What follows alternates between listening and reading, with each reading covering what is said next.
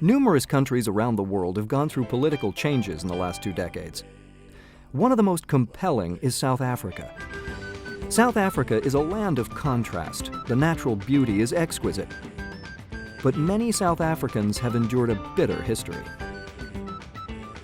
The population here is about 45 million people, and black South Africans make up the vast majority of the population. A small minority, only about 14% of the people, are Afrikaner. That means they were born in Africa, but come from European descent. Until recently, this small minority controlled all of South Africa through a policy called Apartheid, or separateness. South Africa's largest city, Johannesburg, and the neighboring township of Soweto demonstrate clearly what life was like under the apartheid system. Johannesburg grew wealthy from the diamond mining industry and became the country's commercial and cultural center. But under apartheid, only whites were allowed to live here.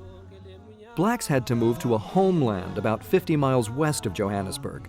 This homeland, Soweto, became a symbol of injustice. Its 4 million people were served by only one train line and only one hospital. Throughout the country, blacks were kept in poverty, were not allowed to vote, and were only allowed low-paying jobs.